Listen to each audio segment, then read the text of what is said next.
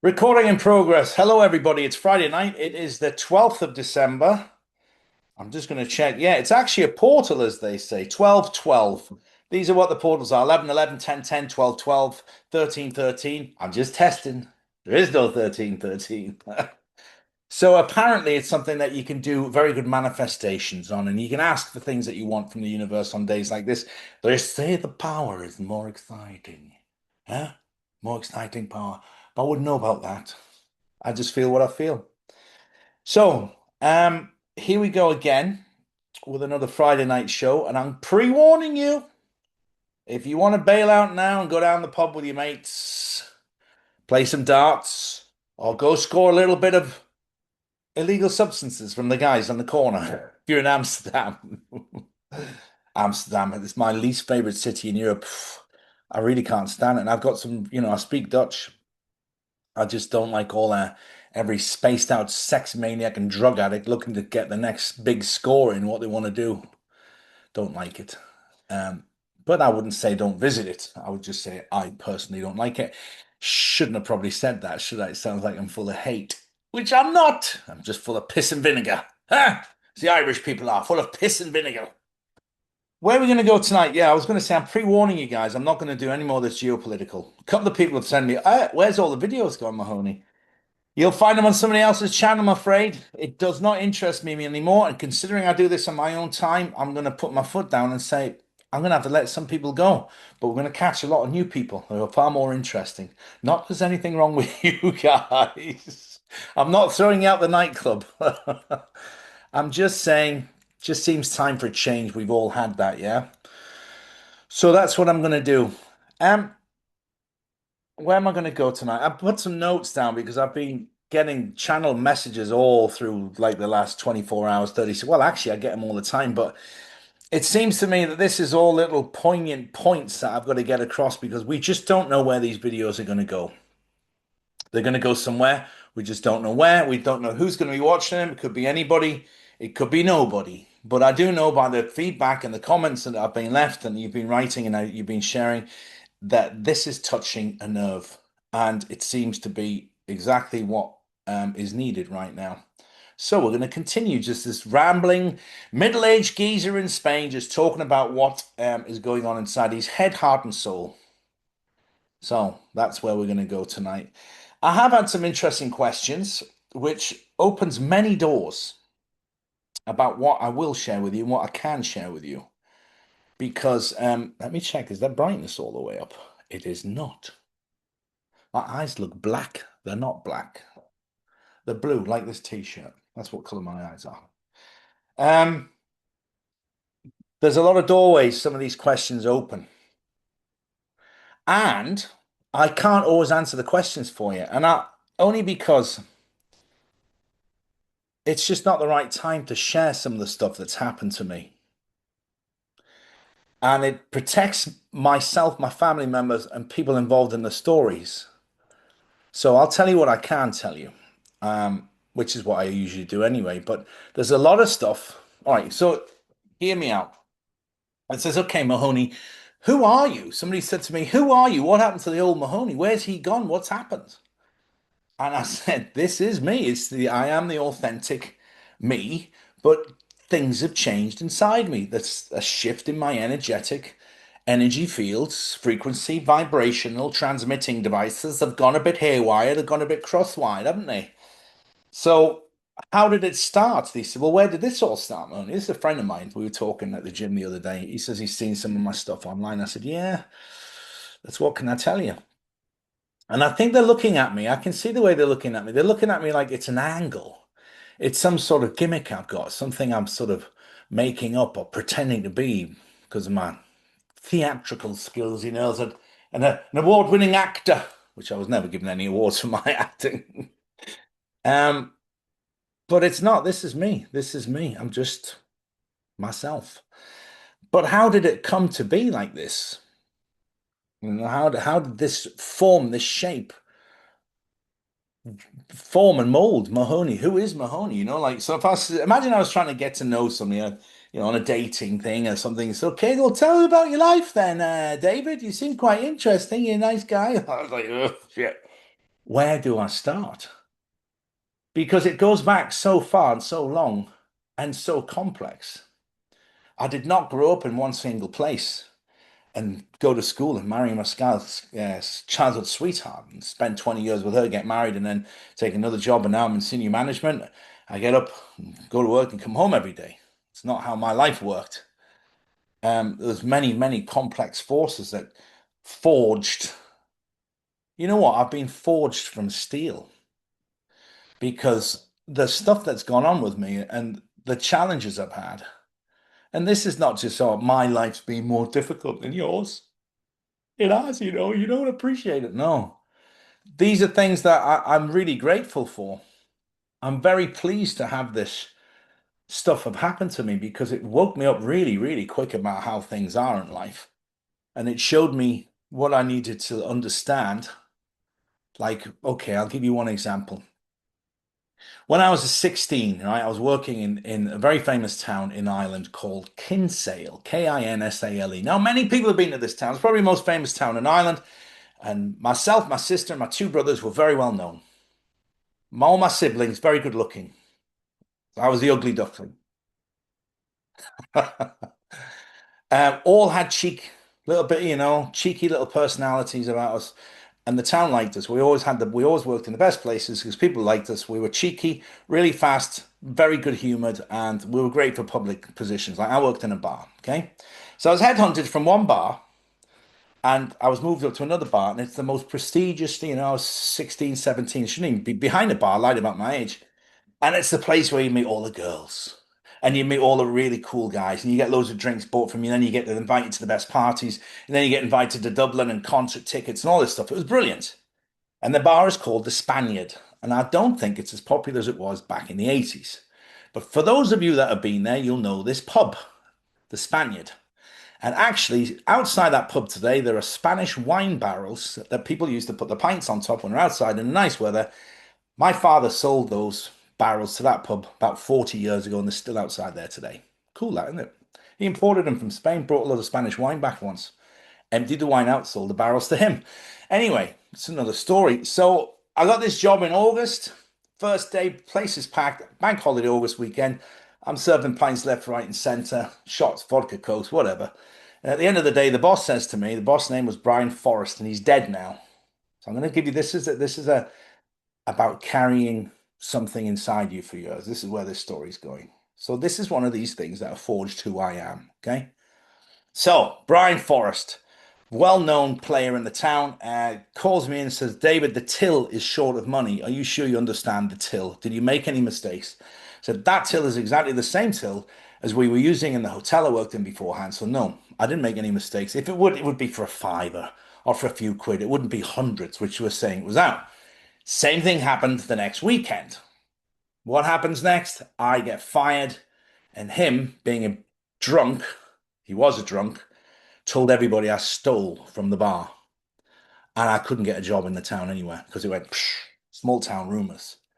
From going from Mr. Popular, I could walk into any place, into nobody even looking at me in the eye and telling me why they weren't going to hire me and why I couldn't get a job.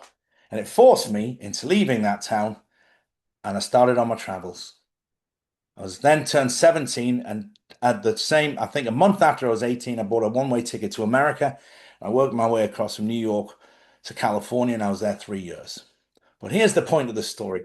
That son of a bitch told everybody that I stole from the bar, which I didn't, because 2 weeks after that, they found a security guard was taking the money because the money kept disappearing and I'd gone. So clearly it's not me. They found him. They set him up. They found him. They caught him. But he never went back and apologized to everybody or set the record straight. He never apologized to me. And for 35 years, I held that anger inside me for this man that ruined. I thought at the time he'd ruined my life because he told everybody I was a thief. And I had it in him for years. Okay. And he was friends with my mum. My mum would tell me stories. Oh, I bumped it. And I was like, oh, fucking son of a bitch. So anyway, I was wanted revenge. And I wanted my 10 cents. I wanted my moment in there, to confront him and say, listen, you never set the record straight, you bastard. He was a lot older than me. Somebody just put there, he was jealous of you. Well, I was 17, 16, 17. He was probably 40, maybe more. Anyway, in my local gasoline station, or petrol station for those of you that are joining us from the United Kingdom and speak English, the local petrol station. Yeah, gas station in American English. I bumped into him. This was only about 6 years ago. There he was, filling up his car with fuel, and I recognized him. And that anger and fury that I had in here for 35 years, I work it out, 54. So yeah, 30 odd years. 30, 40, no, more. Anyway, whatever. It's a long time, over 30 years. And like this. And I walked over to him and I said, Forrest, remember me? Really in an aggressive manner. And as he turned around, I could see his demeanor. His brain has gone, pickled with all the booze and probably a bit of Alzheimer's. He says, I know who are you, like? And I had to say him, Mahoney, David. He said, are you Pat's son? I said, yeah, I'm the one that you told was stealing money. Hey, David, I've no memory of any of that shit now back from the 80s. He was an old man, weak. He was hunched over because he used to be as tall as me.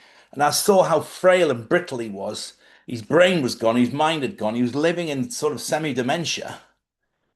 And then all of that anger I'd carried for years and years and years. Because every time I'd hear the name Brian, it used to make me start twitching. So what's the moral of the story there? The moral of the story is you can't carry shit like that around inside your heart for all those years. I wasted years and years and years carrying that Irish spite, piss and vinegar, they call it. That's probably where I started saying that from. Piss and vinegar. Irish are like that. They never forget. They're spiteful. They never forget if you've done them wrong. And now my feelings about it, I wasted all those years just being angry at an old man who had no recollection and didn't do it on purpose. He was just a drunk.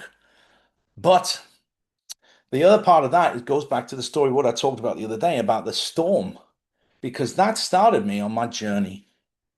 That one incident of being accused of being a thief and nobody would give me a job. It forced me to leave town, which I didn't want to do because I loved it there. It's a beautiful place. It forced me to leave town and go to England, which wasn't nice. Still don't like England, but then I ended up in America. Then I ended up meeting the mother of my son in America. I met her in Philadelphia.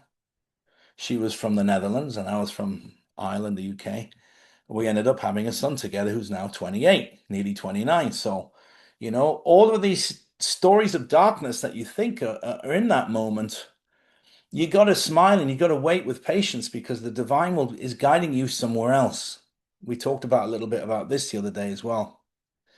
So, having the patience and tenacity to understand this is really difficult. I don't struggle with it now, but I mean, yeah, if you're not in that world and you haven't been living in the world I have, if somebody said to you just be patient, let God sort it out.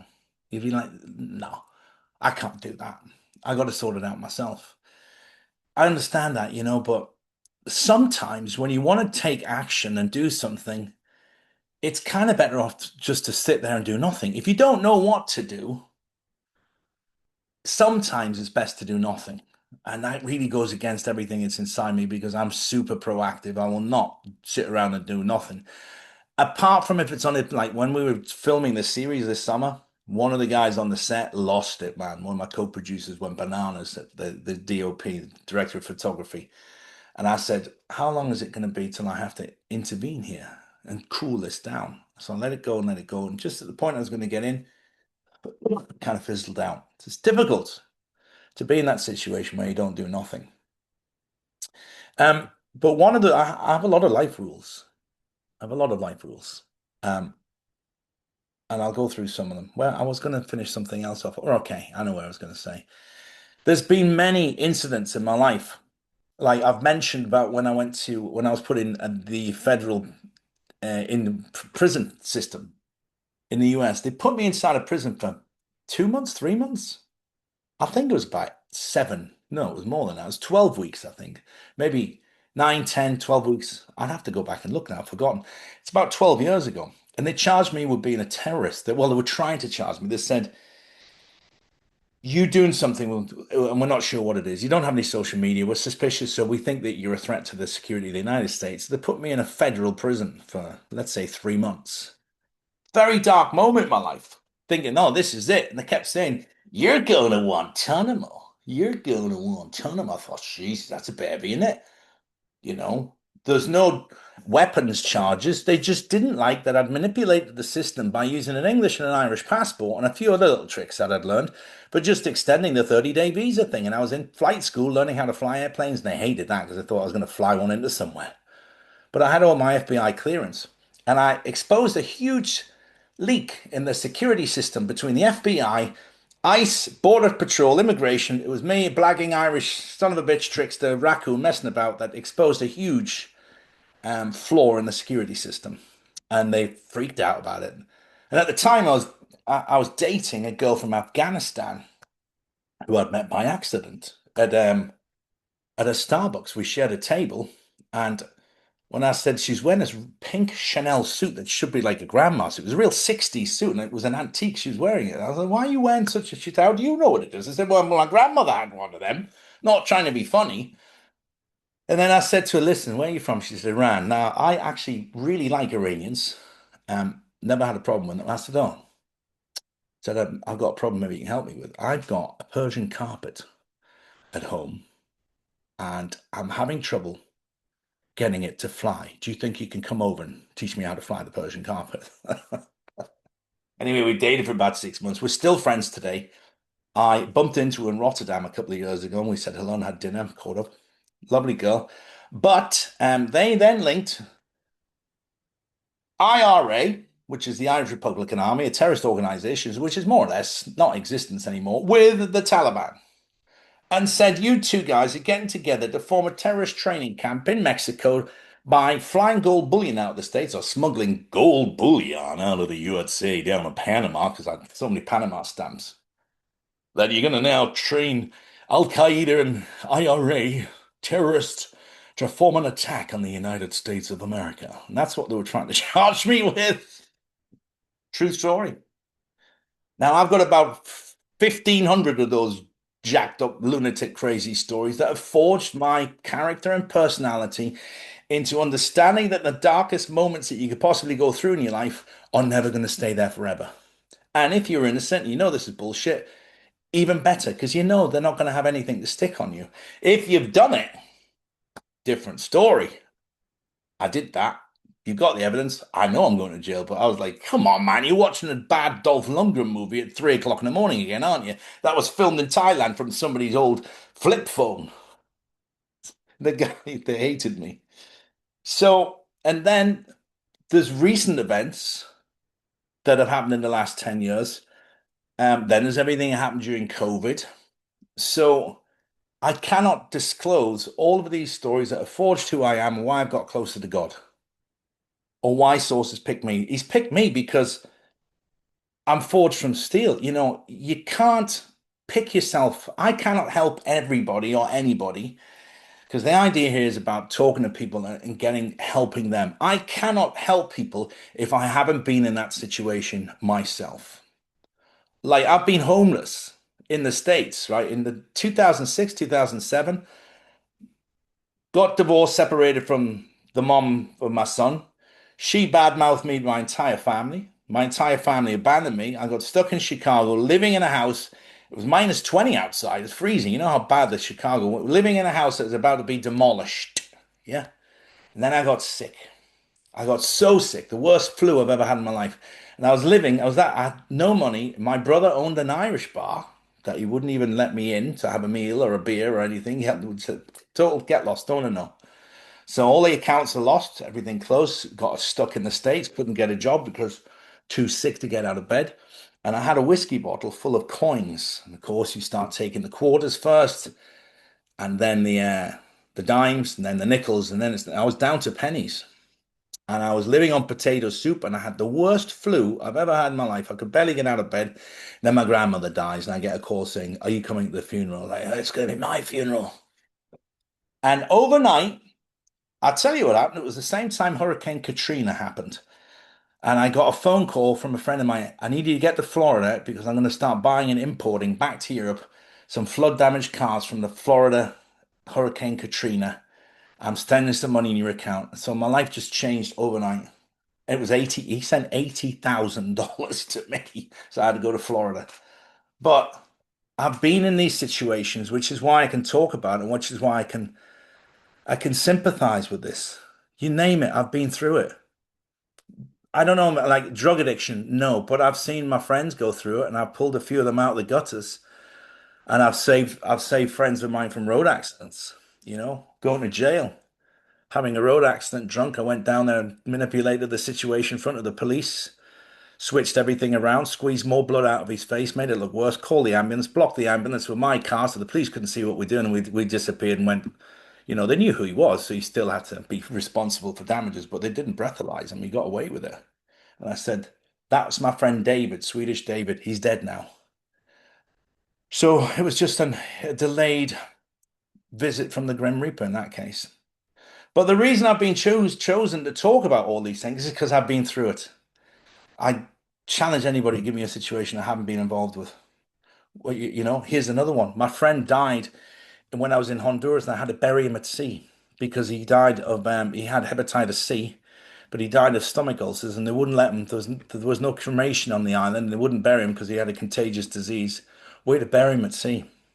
So we drove out to the Ariana Trench just off the coast of Honduras, and I'm at the back of the boat holding a great big thing of concrete and waiting for the family to tip him up so he could slide in the water because I put ropes around him. Imagine doing that to one of your best friends. I had to tie ropes around him. And that's after me taking to the mainland, organizing an autopsy, visiting his family, bringing the body back to that. It went on for 6 weeks, this.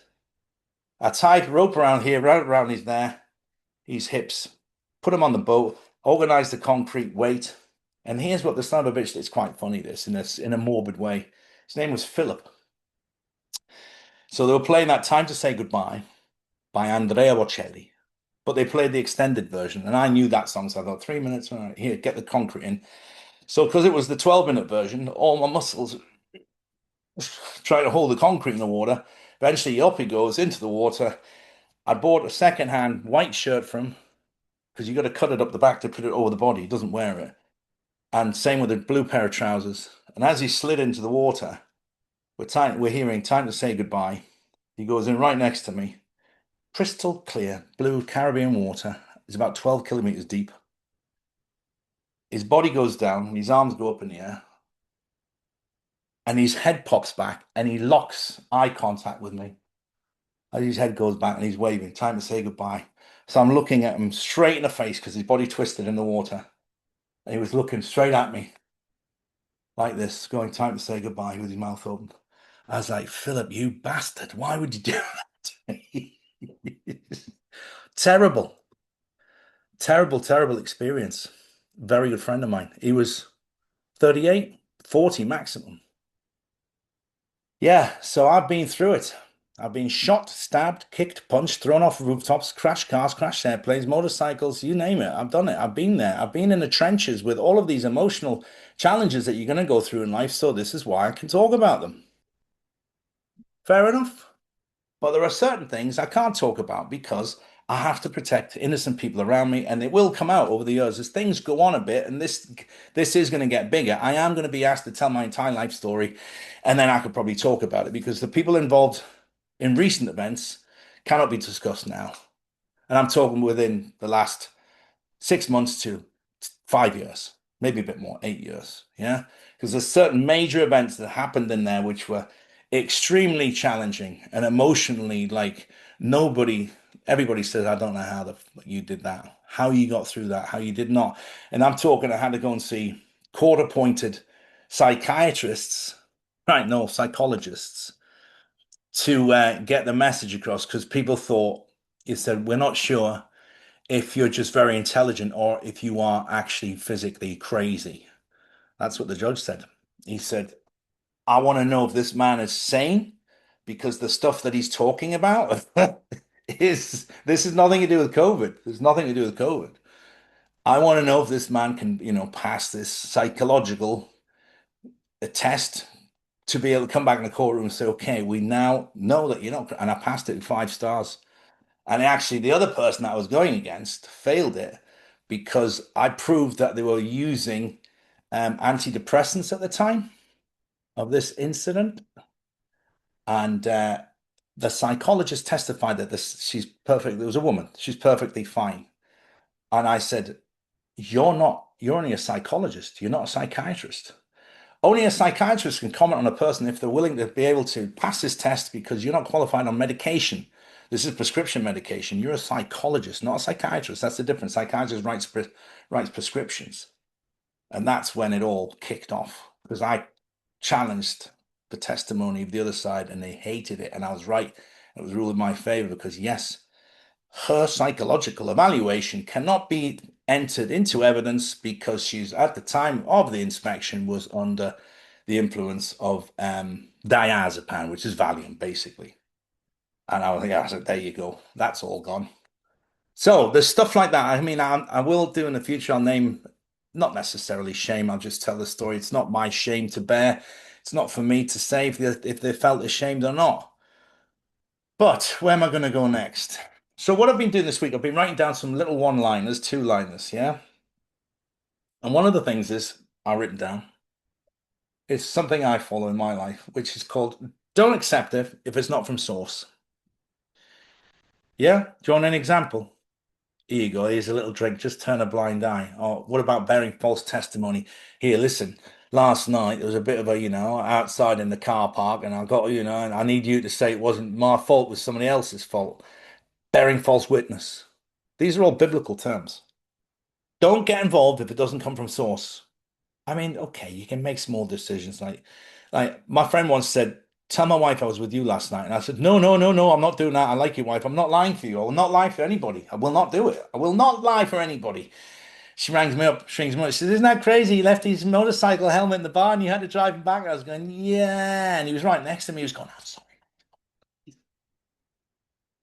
Don't do that again." He didn't do it again. He got a right bollocking. Don't accept it if it's not from source because you lose it. And there's two numbers in the Bible, remember? There's three and seven, 7 days a week, seven deadly sins, seven seas. Three, Trinity, we talked about that. So it's either going to be times three or times seven, depending on how bad it is. If you do something and it's not coming from source, it's not good energy, don't do it. Yeah? Something I live my life by. And again, bear this in mind, guys. I'm not a Bible bashing preacher. I have not read the Bible. This is just stuff that's going on in me. So be thinking, what the hell is going on? I am conscious of people questioning where this has all come from. Where are we at? Half an hour already. Right. Detach from the programming. There's another great one. Detach yourself from the programming that people around you are trying to get you into. You got to do this. You got to go to university. Your son's got to go to university. Why? Well, it's what they do. No, it's what you do. I don't know if he wants to go to university. All the programming, mortgages, super education that's expensive, taking all the medication that you can, watching all the adverts on TV. When you got something, reach into the medicine cabinet and take that straight away. You know what? I'll tell you what's amazing. When I dated a doctor, she said, I can't believe it. You never get sick. I said, well, I do get sick. I'll get a head cold. She says, yeah, but what you do is you pour a large glass of Jameson with hot water, honey, lemon, and cloves in there, and you're better the next day. I said, yeah, well, think about it. The alcohol kills the infection. The lemon is there for vitamin C. The cloves are for something else. I don't know what they're for. And hot water. So it's great. You know, smokers during COVID didn't get sick. Did you know that? Very high, a majority of people who were smoking never got COVID. I know about four or five. Long airborne infection, of course. So detach yourself from the programming. Do not believe what they want you to believe. Question everything and ask, is this true? Should I do this source? Once you've got that relationship that you're not being disrespectful, you're asking. Brilliant.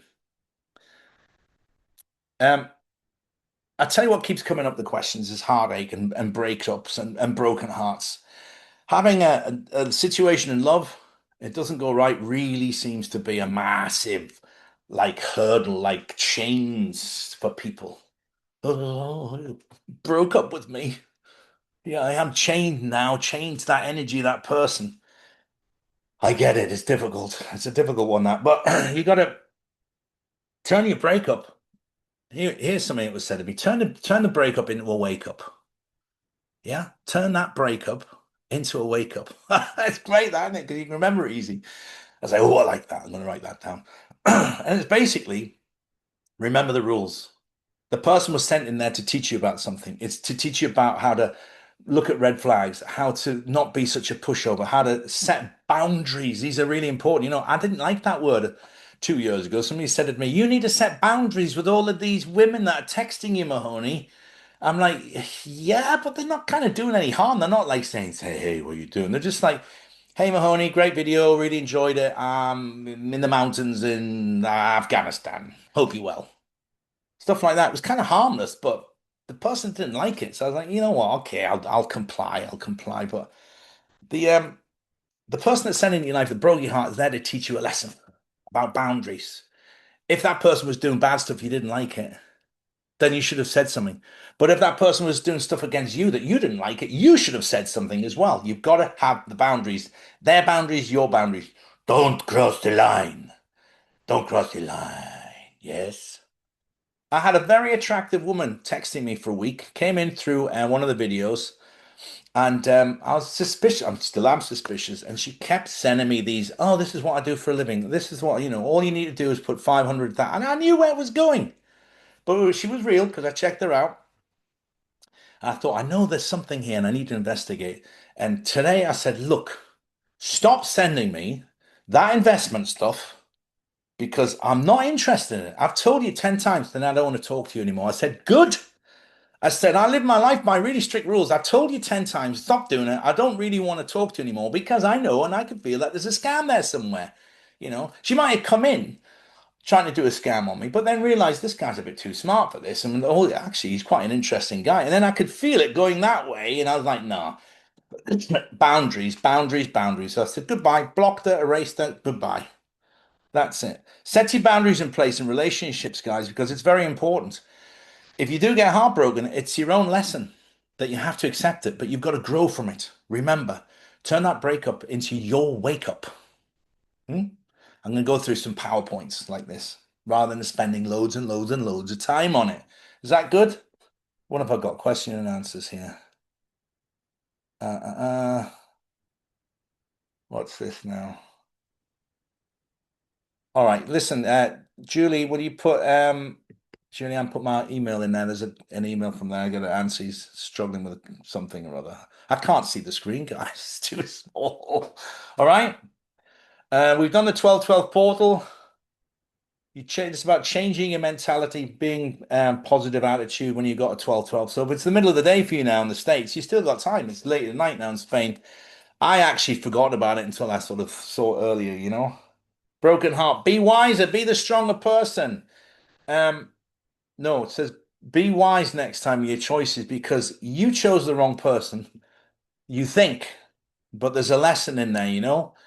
The person came into your life to teach you a lesson. The reason it normally goes wrong is because you don't set boundaries, or they're just a total asshole and just like you're reckless and they're just out for self-destructive. And that also possibilities, because narcissistic or self-loathing and self-destructive patterns. If you put your borders in place, it wouldn't have happened. You would have stopped it when they started doing it at the start of the relationship. So you didn't set your boundaries. I just said borders. I meant boundaries in place, and they. Because you didn't, they just kept doing it, or vice versa. You kept doing it to them. Like there's many people that leave that say, "Yeah, get stuffed. I'm sick of you, you son of a bitch." Then they leave that person because they're in their ego and they think, "Yeah, I was so right. He treated me or she treated me wrong. I'm off."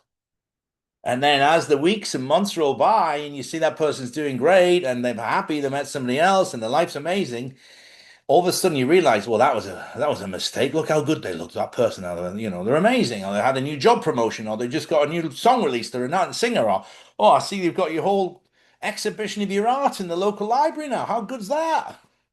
You make the mistake too of you thinking you're being in your arrogance and then leaving the person. So set your boundaries, guys, in any relationships you have. It'll save you a lot of heartache. Trust me on that one. Um, Burning your bridges. The Vikings used to burn their boats when they'd go and raid a new country, saying, we're living here, so we're going to burn the boats. But if you're going to burn your bridges, for example, you'll say something to someone saying, you know what? I never really liked your mother. I never liked her. At burning your bridges, be careful of consequences. Because don't say things out of spite. Rehearse it in your head first and say, does it serve me to share this? Now, it's also good not to keep it inside you, something I blurt out, but saying things just to spite and hurt people is just going to bounce back because there's always a mirror there. Most people in your relationships mirror each other. You ever see these couples wearing the same winter light rain jackets? Yeah. That's you. No, could be, could be. There's a mirror there. So if you're saying that stuff, it's just going to bounce back. And ultimately, if it's nothing that's going to serve the point of the conversation, just keep it to yourself. You don't need to say, like, um, I haven't actually said that before to anybody. Most of the time, the mums were okay with me, the mums used to like me and feed me. What else did I write? Hookup energies. This is probably something for a bit younger. I mean, mind you, I know someone that was 40, late 40s who had a few hookups recently. I was shocked to hear about it. What the fuck's wrong with you? Female, like, no shame. And but the energetic blockage for that, because look, the problem with having any form of sexual union with another soul, if it's outside of an agreement, I'm talking like a soul karmic contract, something like that, or there's a genuine affection for it. I'm talking one night stands, just out of pure lust, out of pure spite. I'm going to sleep with my best friend. I'm going to sleep with my boyfriend's best friend just to fuck him over.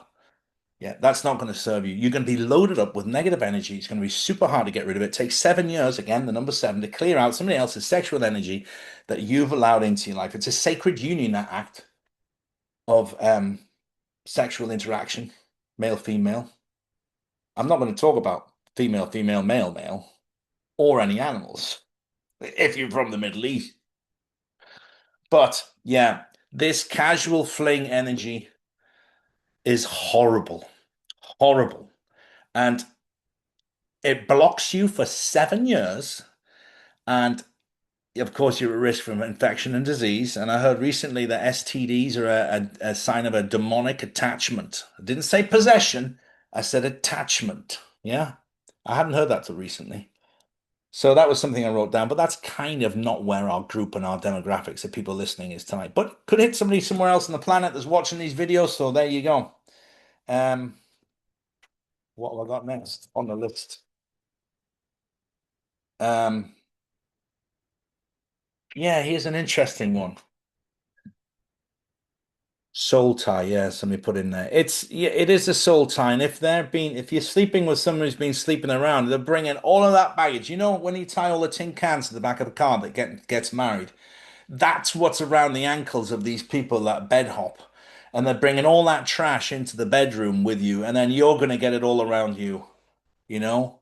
And then it usually ends up in some weird love triangle, you know, and it's just terrible energy. And again, Source sees everything.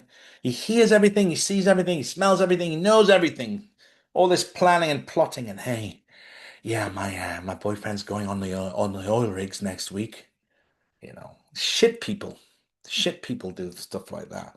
I don't care if anybody wants to say, well, you don't understand. No, I understand that you're not strong enough to feel a sense of right and wrong from source, and they always make excuses why they did it. Oh, it happened by accident. I didn't realize. Oh, we had one drink too many. Oh, you didn't ring me back. Oh, you forgot our anniversary. It's always some crap, isn't it? It's not the case of I'm a shit person. I'm sorry. Susan, what can I tell you? I'm a really shitty, weak, low self-esteem, hate myself, got self-loathing. I've got mom issues, dad issues, Uncle Freddie, Frankie, Tony, Peter, all those issues as well. And I hate my life, and I wish I could, turn it back. And I went out and scored some coke that night, and my friends said, well, yeah, why not? And that's what they should say. So you know what? I'm a shitty person. And if you've done something like that, do that. Tell the person that you're a shitty person. Never mind all that excuses and looking for it because it's just going to amplify all of that crap in your life. Because God sends you tests every day. He tests you constantly. You're going to get tested.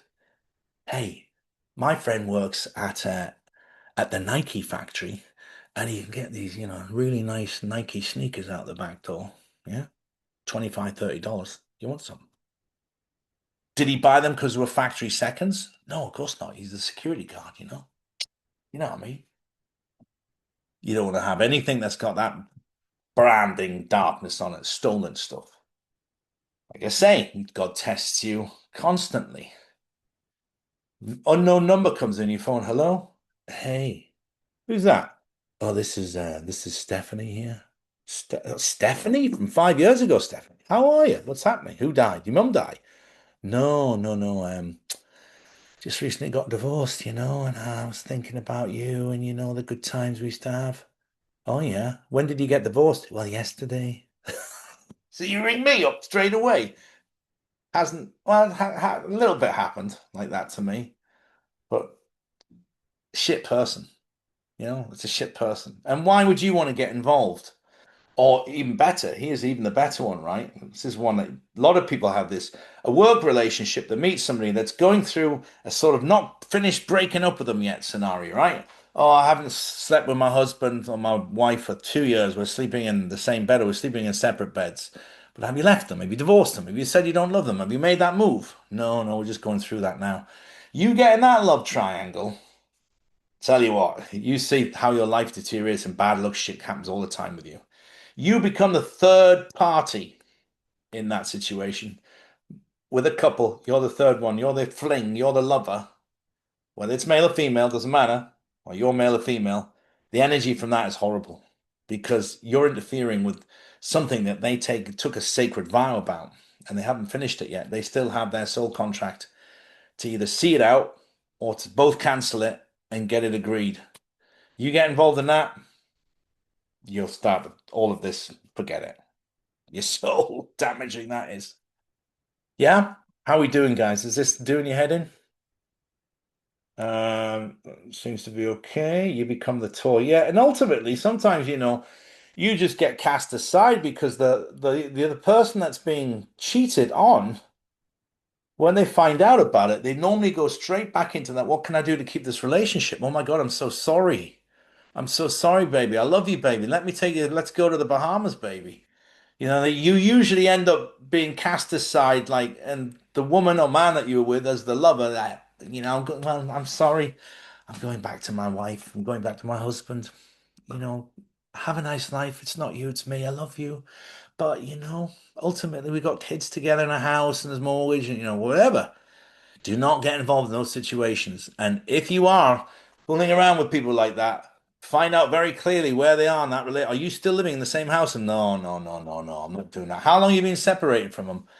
I would imagine if somebody was to come to me with that situation, I would have to really feel into it. And there's no real set time limit. 6 months? Because remember what I said about the rebound relationships, people haven't healed. So they move out from their marital home, or the husband moves out. They need 6 months to heal, maybe even a year to heal properly. Because if they get involved straight away, they haven't healed, they haven't done the inner work, they're just going to be a basket case and they're going to go through the same things again. They'll say his name or her name by accident to you, you know, burst into tears, and then you'll say, "What the hell? Are you still in touch with him for?" Yeah, because they'll be making comparisons.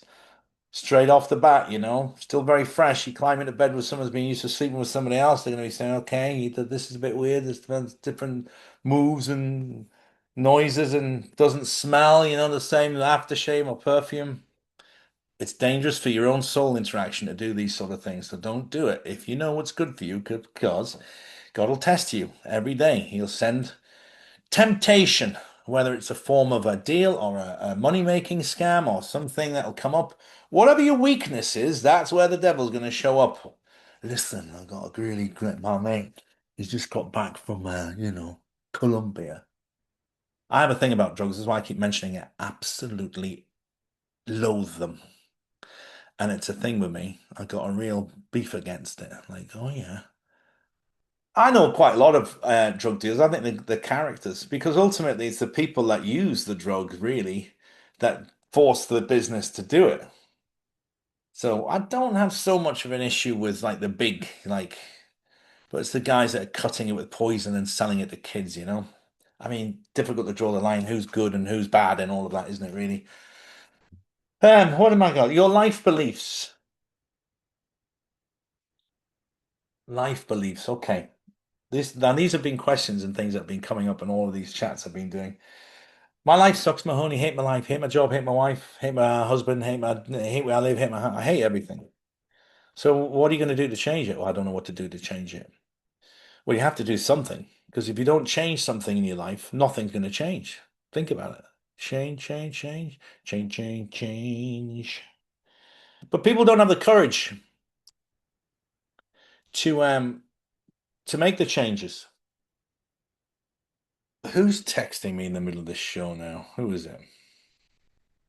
Um, oh yeah, that's my employee from the clinic. Not saying anything, just saying Friday. Anyway, you got to make changes. And most people don't make changes in life because it's fear-based. Oh, I don't know what people think. What if I fail? Yeah, but what if you are successful? Yeah, but what will my neighbors say? Well, they'll say that's a really nice new car you've got. Or you look very tanned for February. Have you just been on holiday to the Bahamas? Baby, been in Barbados again, darling, have we? You got to make changes in your life if you don't like your life. And change is something that's inevitable. Everything changes. If you're sitting in that house with your husband or wife or dog that you've had for 10, 12, 15, 25 years, some stage one of them's going to die and this changes. That's it. Some stage, the TV is going to break down. Get a new TV. Everything changes in life. So why not be the one that controls the change and just do something small? Just do something like get up and go for a longer walk or do some exercise. Self, I don't like. There's a few things. You know what I don't like? I've got that written down. And self-love is something I hear all the time on these online gurus. I wish I had one of those things. Yes, an online guru. Here we go, my teachings of the day. Self-love. No, just look after yourself. Respect the glorious body that God gave you. You can call it self-love if you want, if you insist. I know it's one of those things because everybody uses it. There's a load of expressions in this spiritual stuff that people are talking about. They all copy each other. And I've noticed them all because now that your algorithm's changed, I get quite a few of them, but it's like, oh, oh, another one. Oh, you're using that too, are you? Um, Grand risings. Yeah. Apparently, it's bad to say good morning, but I mean, okay. But you know what? The other day, I remember my father used to say, rise and shine. He used to say, never say good morning. He used to say, rise and shine. It got on my nerves as a kid. Rise and shine, rise and shine. But how about this? Arise and shine. That's great, isn't it? Arise from that bed and shine as you go about your day in front of everybody.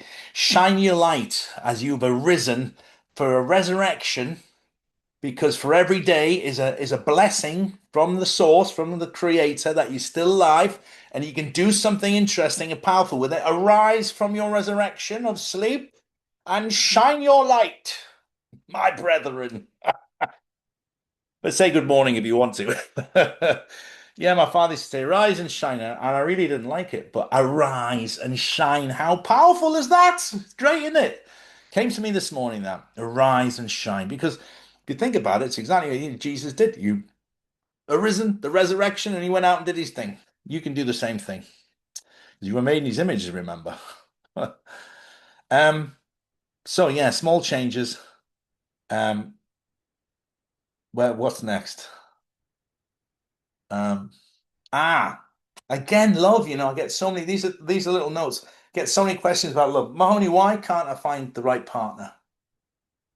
And I did some more feeling into this, and I came up with something because I like to do instead of like a really long explanation. Okay, you will not find the right partner for you until you are vibrating in the right frequency, and I'll tell you why. It's like two walkie-talkies. Yeah, that channel eight, this channel eight. If you put this on channel nine, channel eight, then we're going to talk to it. And that's it. You have an ideal partner out there who is specifically made for you that you can grand rising. Yeah, don't like it. We just put it in the comments. But you use it. Go ahead if you want to. I'm just saying I'm sick of hearing it. Every single person thinks they're amazing because they use it. Grand risings, everybody. I feel like going, Shamash! And what am I going? Yeah. Walkie-talkies. Listen, stop getting distracted, Mahoney. Walkie-talkies, channel 7, channel 8. can't talk to you because they're on the wrong frequency. But when they start going like this together, interesting. And until you do the inner work and heal yourself from previous pain of relationships because you didn't set your boundaries and your borders and you've still got all these red flags that you ignored, you have to understand what happened last time and do that because you need to have time to heal and process and do the inside work and be your own alma, soul. When you are at that frequency and you're ready for it and you can feel it, you will start vibrating at that love frequency. Channel 8. Beep, beep, beep, beep, beep, beep, beep, beep, beep, beep. Yeah. But here's the interesting thing. It'll start broadcasting on Channel 8 because you're ready, but we don't know if the other person is ready yet because have they done their inner healing? Have they sorted out their old wounds? Have they understood the previous relationships and when it went wrong and what they didn't like and what they loved? Have they forgiven, forgifted? Have they forgifted that person? I love you. I absolutely forgive you. I'm going to give you the gift of forgiveness. And they've accepted it and gone and are not stalking them on their online profiles or looking at old pictures or, putting on music. Hello, darkness, my old friend.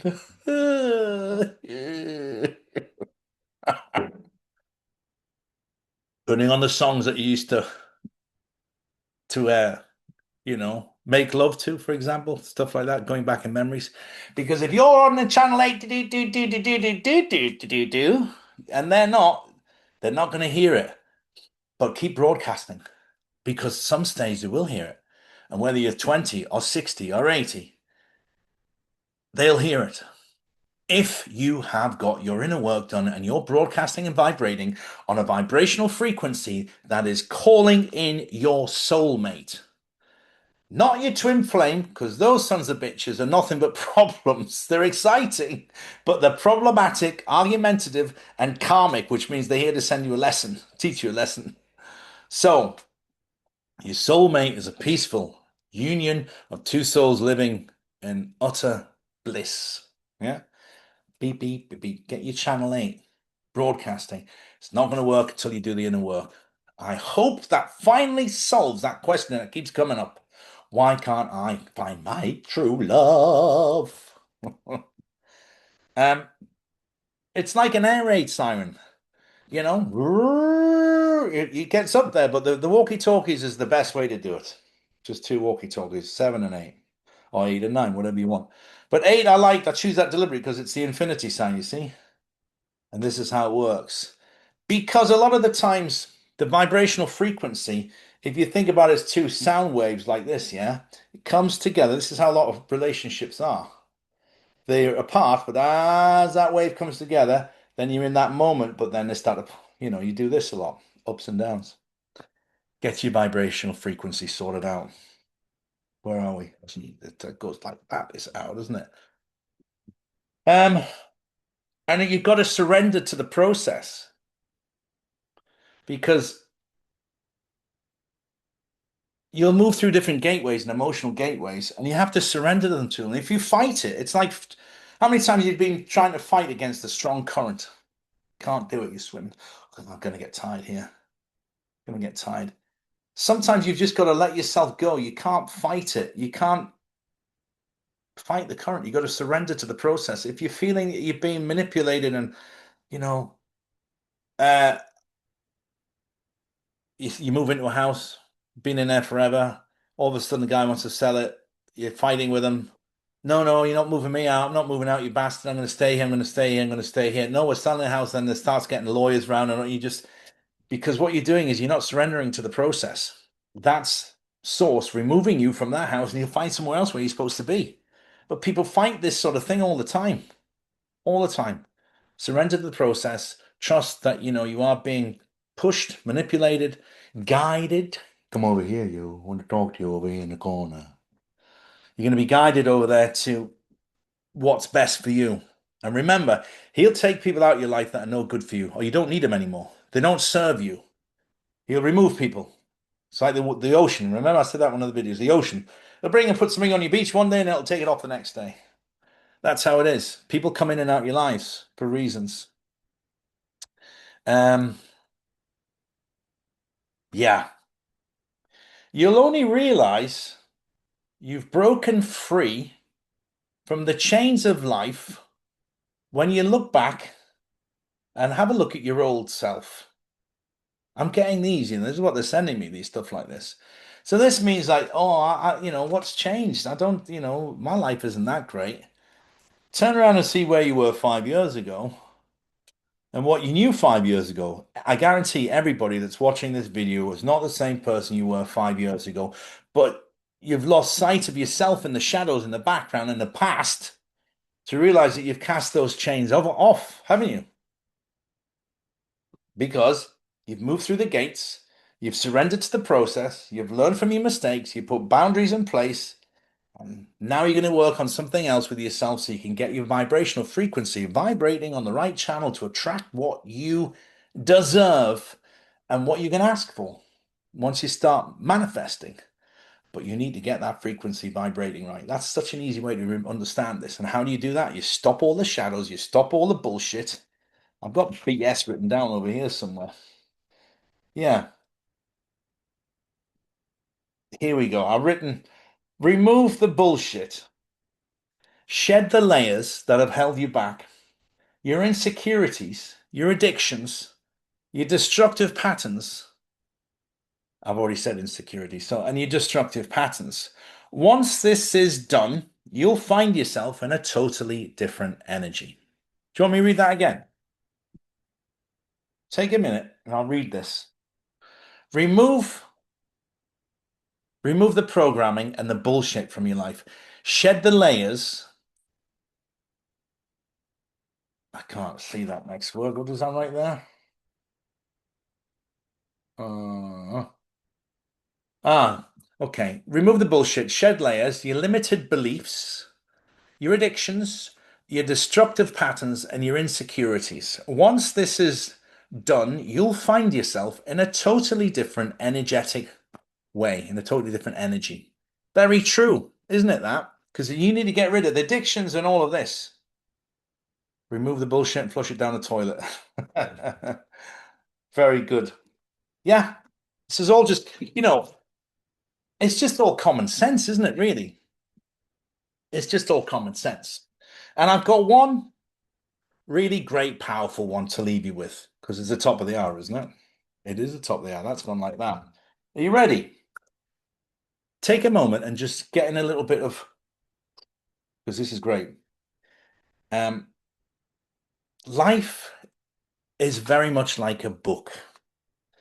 You've got some chapters that are happy, but you've got some chapters that are really sad and painful. And some of the chapters are adventurous and exciting. But unless you're willing to turn the page to get to the next chapter, you're never going to know what happens at the end.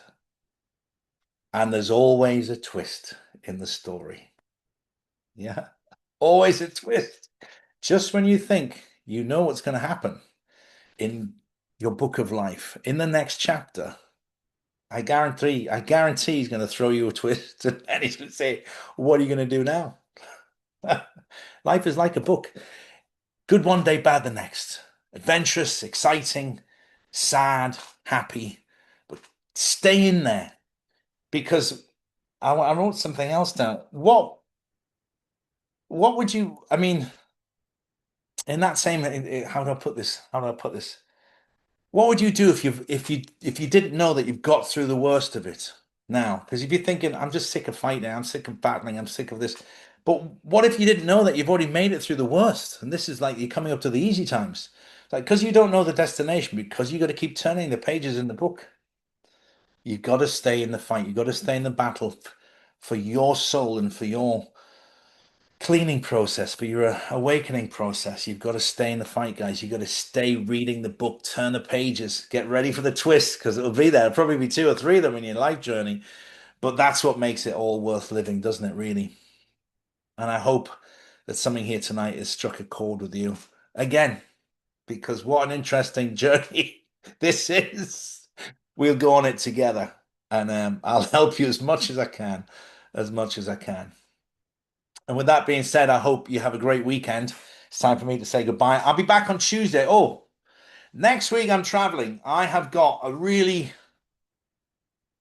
if you thought my mission to Hong Kong was heavy, I have a hard 3 days in another country, and it is going to be horrible on an emotional level. Um, but it's not for my benefit. It's for somebody else's benefit. I have to do this. Well, maybe mine a bit too.